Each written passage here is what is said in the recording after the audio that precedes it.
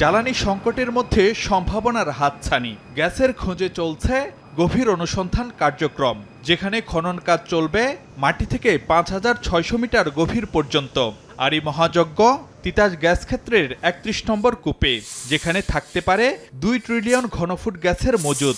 সাফল্য পেলে এখান থেকে দৈনিক গ্যাস মিলতে পারে ১৫ মিলিয়ন ঘনফুট।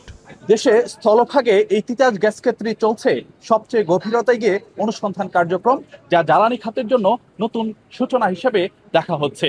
নীতি নির্ধারকরা বলছেন, একই পদ্ধতিতে একই গভীরতায় গিয়ে দেশে আরো কয়েকটি কূপ খননের লক্ষ্য ঠিক করা হয়েছে, যার মধ্য দিয়ে নতুন সম্ভাবনার আশায় জ্বালানি বিভাগ।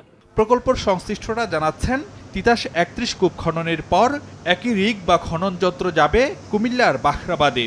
সেখানে খনন কাজ চলবে ৪,৩৬০ মিটার গভীরতায়, যেখান থেকে দৈনিক গ্যাস মিলতে পারে প্রায় ১০ মিলিয়ন ঘনফুট হারে। এরপর কুমিল্লার শ্রীকাইল ও পাবনার মোবারকপুরে কূপ খনন চলবে ৬,০০০ মিটার গভীরতায়।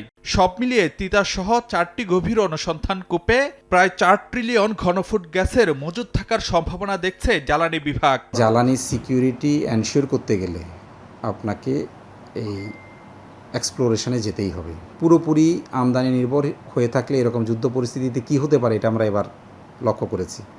ফলে আমাদের এক্সপ্লোরেশনটা অব্যাহত রাখতেই হবে, এছাড়া কোনো বিকল্প নেই। জ্বালানি সংকটের মধ্যে গভীর অনুসন্ধান কূপ খনন কার্যক্রমকে আশার আলো হিসেবে দেখছেন বিশেষজ্ঞরা। তবে এক্ষেত্রে সতর্ক থাকতে হবে কারিগরি নানা চ্যালেঞ্জের বিষয়ে। হাই প্রেশার জোন আছে আমাদের, সেই হাই প্রেশার জোনে ড্রিলিং করাটা খুব ডিফিকাল্ট, এবং আমাদের দেশে এখন পর্যন্ত হাই প্রেশার জোন ক্রস করে কোনো ড্রিলিং কিন্তু হয়নি। তাহলে এখানে ড্রিলিংয়ের সবচেয়ে বড় চ্যালেঞ্জ হলো হাই প্রেশার জোনে খুব সতর্ক থেকে ড্রিলিং করতে হবে। ডিপ ড্রিলিং হচ্ছে, যেটা আগে কখনোই হয় নাই, এগুলো খুবই ভালো, এগুলো চালিয়ে যেতে হবে, এগুলার টাকার যেন ঘাটতি না হয়।